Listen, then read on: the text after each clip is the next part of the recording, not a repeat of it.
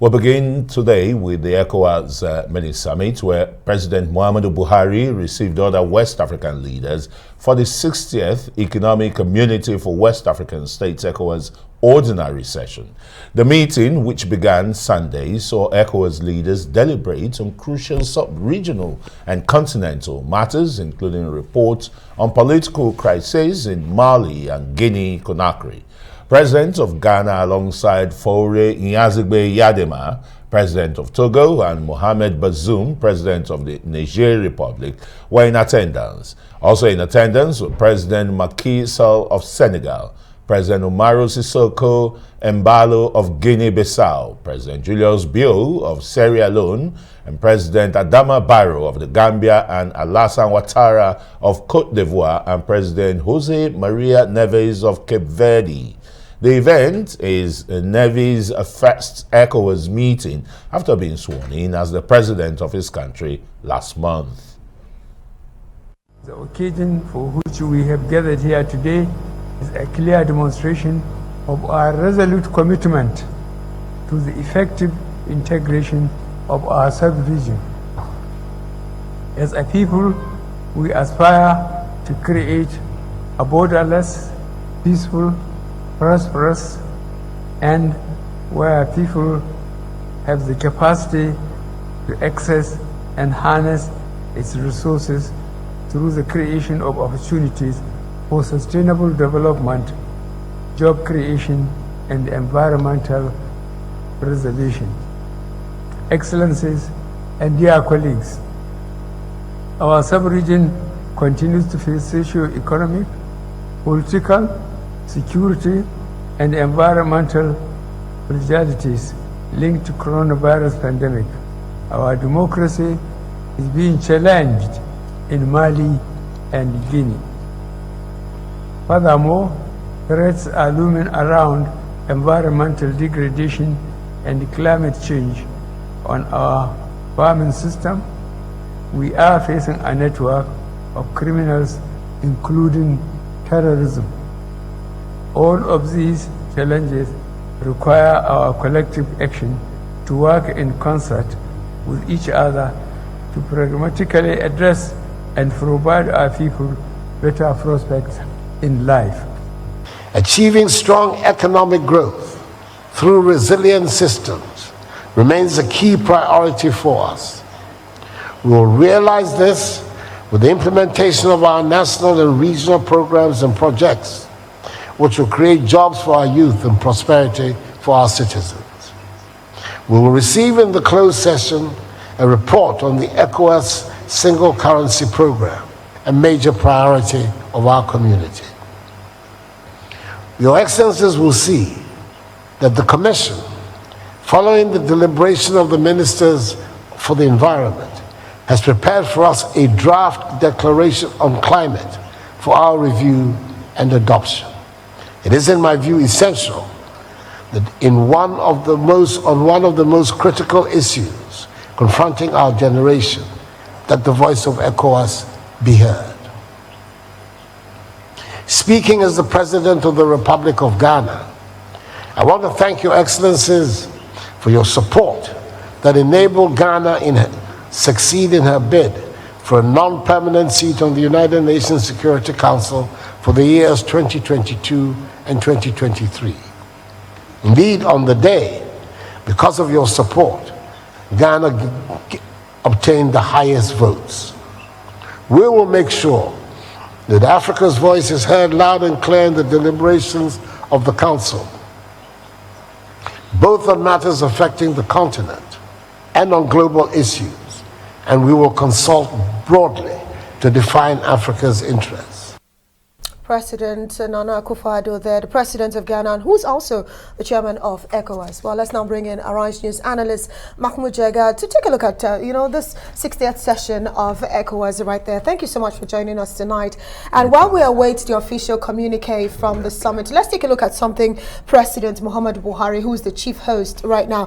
He said that we must forge stronger solidarity to tackle new challenges. I want to get your take and what you make of this statement of the President, especially looking at the backdrop of some of the challenges that have bedeviled the sub-region in recent months? Well, there are many, as the leaders discussed. You said we haven't seen the communique yet, so we don't know exactly what they regarded as the biggest ones. But there is the democratization problem in Mali and in Guinea-Conakry. The leaders were quite concerned about that. But beyond that, there is also the COVID challenge.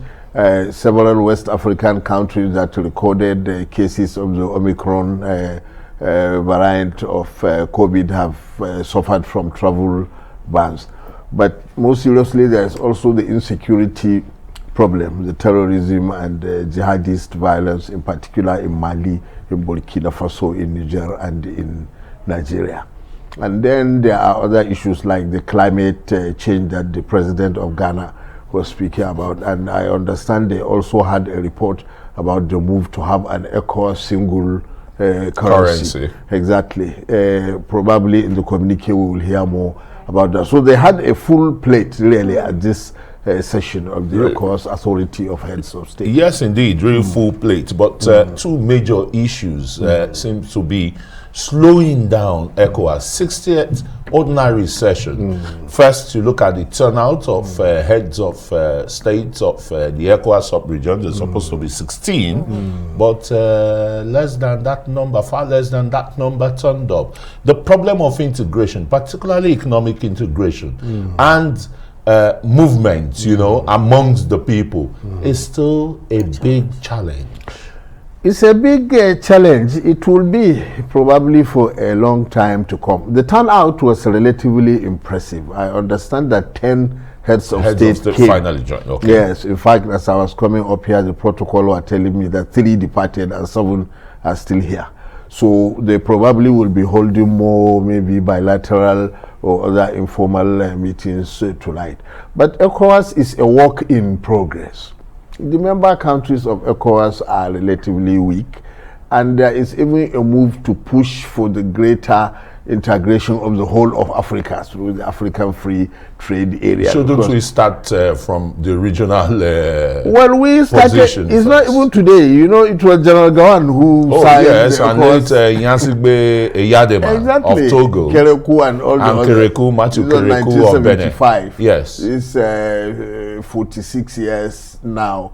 But the arrangement is still. But we're saying the growth. 46 years after Mahmoud, one would have thought that, you know, as an association, as a unit speaking on behalf of people of the sub-region, this particular group of people should have found a way to actually unite the people of the sub-region even more. The ECO, for instance, which was a single currency, it has been delayed so much because in 16 countries, only about 5 have actually met the convergence requirement. Because of the interference too from France. If we cannot get our house together, why are we keep complaining about how we're being treated by not just the West, but even other sub-regions on the continent? Well, really? you know, there is no doubt that within the ECOWAS we have problems.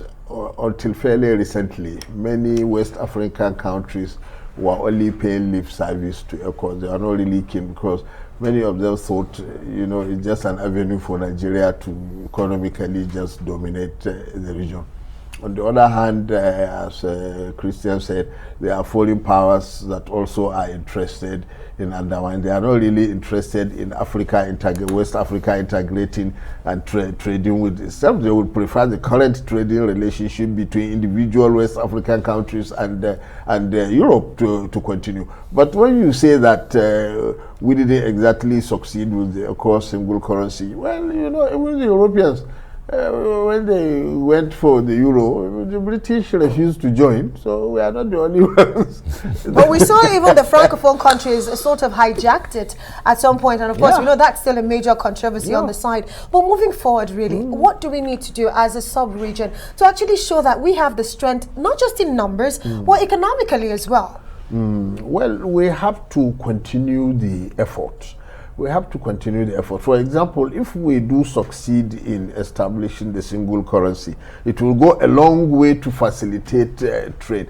But you see all kinds of setbacks. The cornerstone principle of ECOWAS was free movement of goods and persons within the region.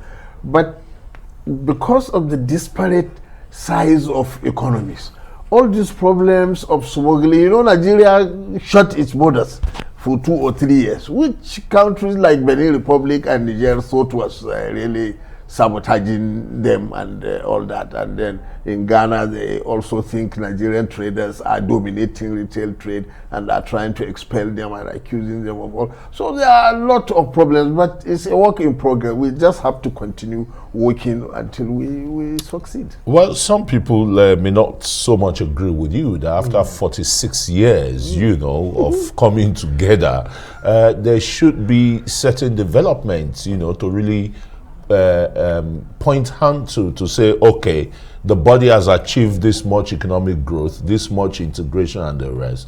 But in the midst of the insecurity that pervades the West African sub-region, I think it is one big issue for the region to redress.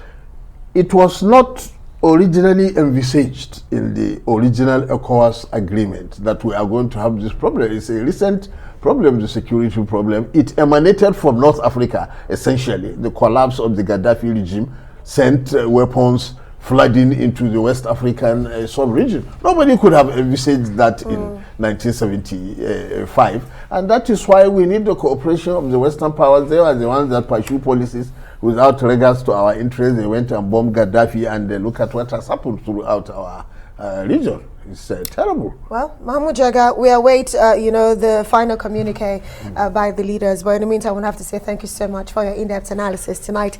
Mahmud Jega, Arise News analyst.